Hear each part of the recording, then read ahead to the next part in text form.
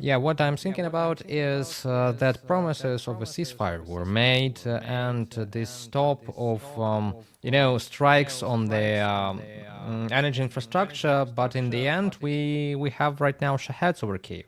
And those Shahed drones, they are very, very loud right now, and air defense is working. So, what is the price of this promise? Then it is broken right at the start. So, an hour has passed, or what? I mean, I literally just wanted to mention that because Putin currently stated that he gave an order to stop the strikes on Ukrainian energy infrastructure. And we already see that Kyiv is massively attacked by Shahed drones.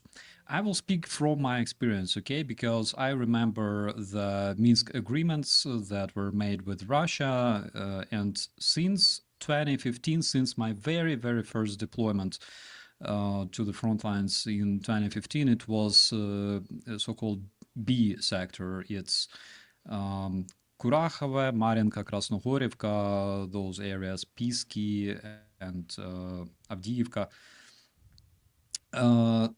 Since my very, very first deployment, I have never seen Russians literally obeying the Minsk agreements, obeying and following their own promises.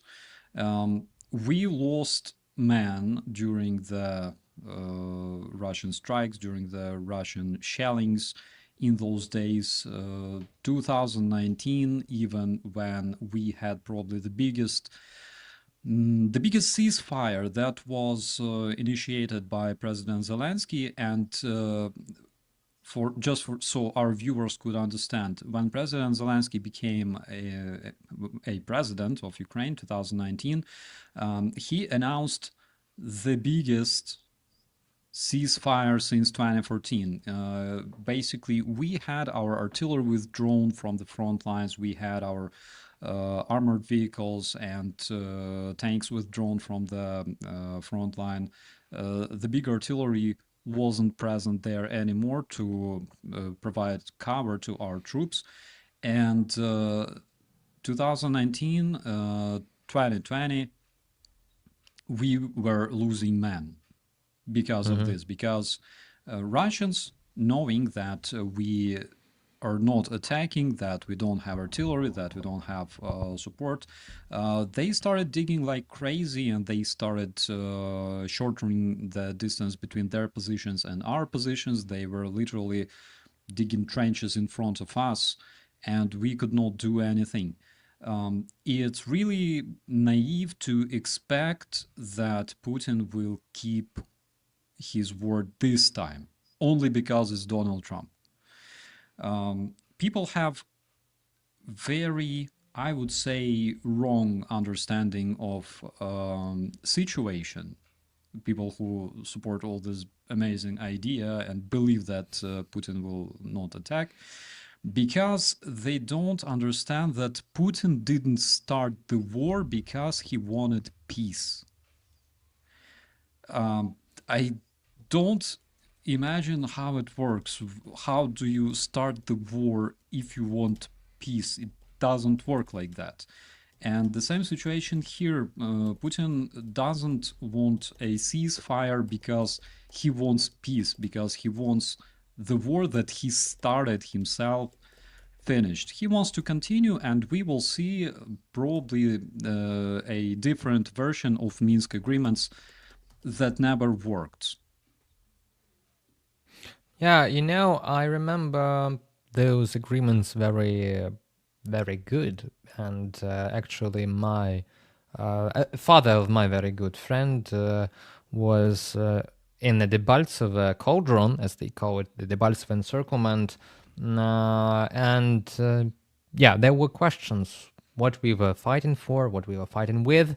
After Minsk agreements, after all that, since took into action, there still were deaths, and there were practically no peace. It was a postponed full-scale war. I cannot imagine what According, you. Yeah, according to the yeah. Minsk agreements, the very city of Debaltseve belonged to Ukraine. During the Minsk agreements, Ukrainian side and Russian side agreed that Ukraine keeps control over Debaltseve, and then in 2015, Russians took it. Yes, because, what was happening back then, nothing was so straightforward. The propaganda talking points were in place, the Kiev regime, the facts with a revolution of dignity, and we did not have that much support back then.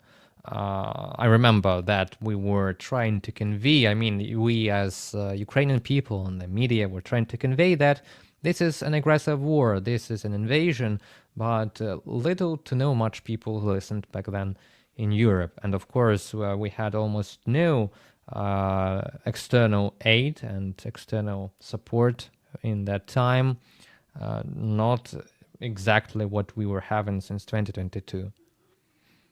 Yeah, absolutely. Right now, we have a slight chance. I have huge expectations from our European colleagues. Today, we saw an incredible speech made by Chancellor Merz. And this is very much inspiring because apparently European colleagues of the US slowly realized that the biggest ally of the NATO countries, which is the United States, do not really consider Russia a threat anymore. So it's a big luck for us that European countries, especially the Baltic countries that know what it means, Russian ceasefires and everything else. It's really good that they understand this and they already started moving forward, making first steps to improve their defense. Hopefully, they will also help Ukraine as well. I know that there's a very big military aid is planned to be delivered to Ukraine, worth something like 40 billion euro, which is a lot. And I really hope to see air-to-air missiles, surface-to-air missiles that we can use to intercept Russian drones and Russian cruise missiles that will be flying and will be shot at Ukraine regardless of what Trump says, because Putin. However, like, the difference is not that big, okay? Despite what Putin says, those missiles will be striking Ukraine regardless. So I really hope that we will see the necessary supplies coming to Ukraine. Won't see things like ATACMS anymore, but hopefully our European colleagues will also supply us with something else that we can utilize. Yeah, and what I'm seeing right now is probably consolidation of our European friends. Maybe some voices that are saying that no, you must not arm yourself, will be lowered, and those voices will not have the veto right probably in the next vote for the joint defense of Europe. What really inspires me is the solid, this solid.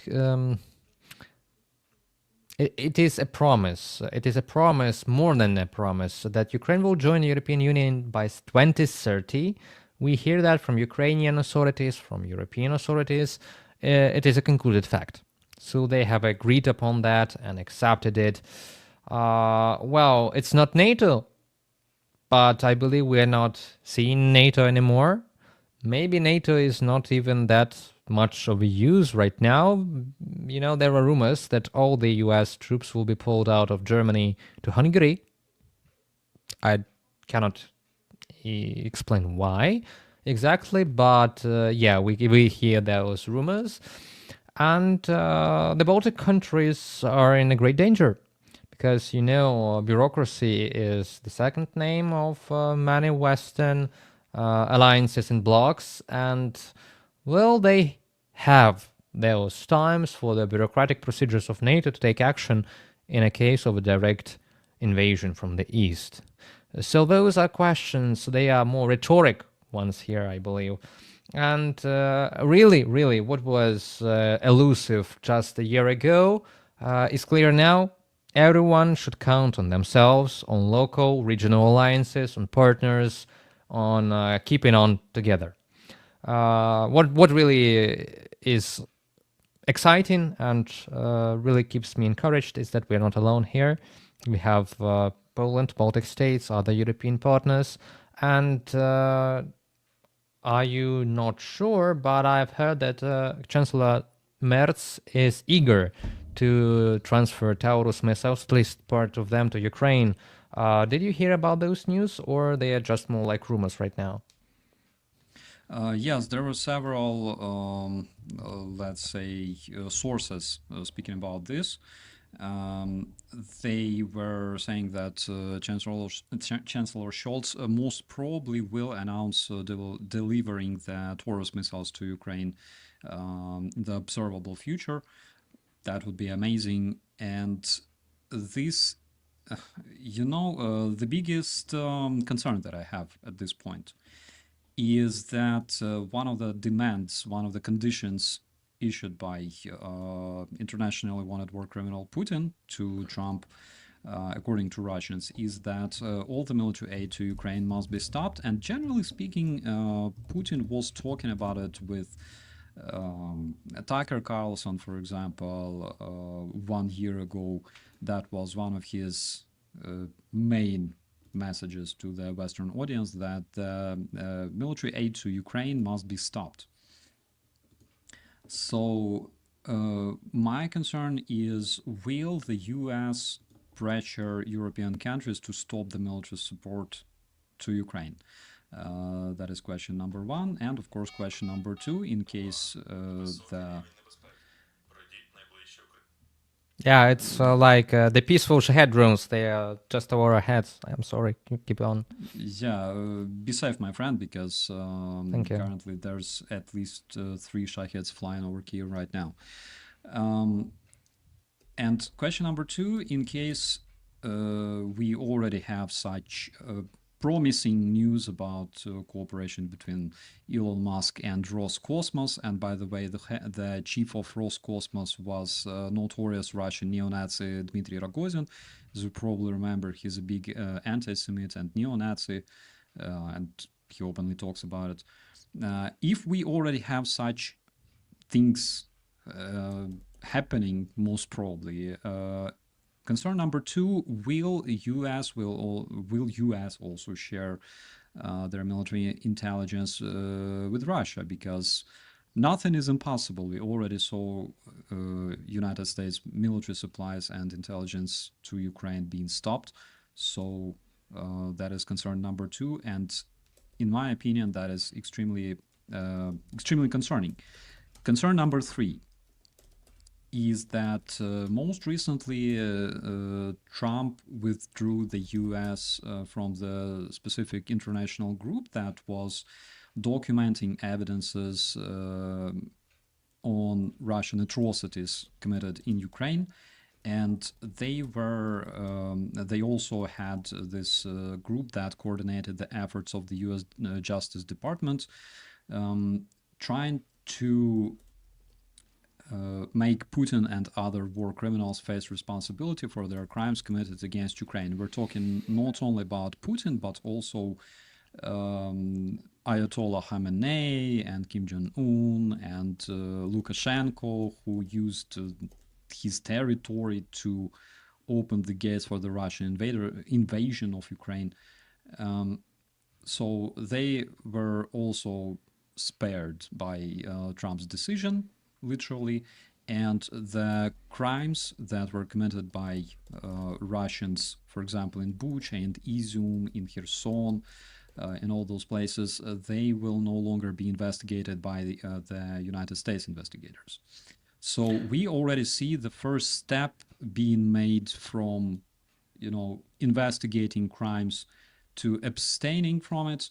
My concern number three is, will there be further steps? Will they start investigating a panty-wearing crucified boy in Kramatorsk, or American biolabs in Ukraine making viruses that target Russian population and things like that. Because in the end, we already see processes that can literally, lead to things like having me or other Ukrainian veterans arrested by the Interpol for crimes against the people of Donbass that were only committed in the imagination of Putin.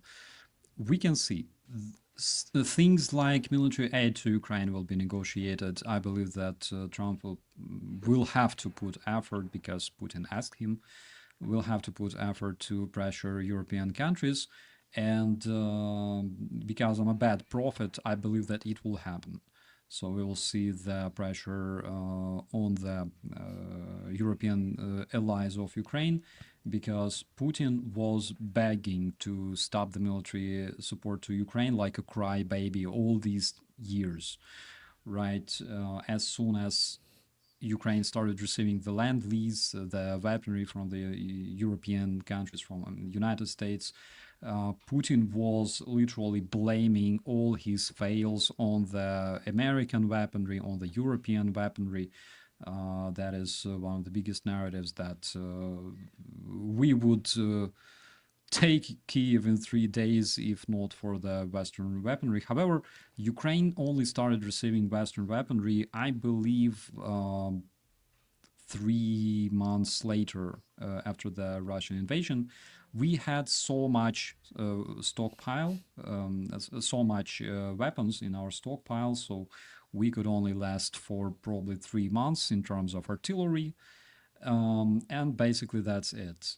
So one way or another, I believe that we will see pressure on the European countries, pressure on other NATO allies of the United States to stop supporting Ukraine. And of course, we will see growing pressure on Ukrainian leadership, growing pressure on President Zelensky, because generally speaking, Trump is complying with all Putin's demands according to Istanbul Agreement, right? So first it's military supplies to Ukraine, then we will see pressure on Zelensky to hold elections in violation of Ukrainian constitution, because Trump doesn't respect Ukrainian constitution.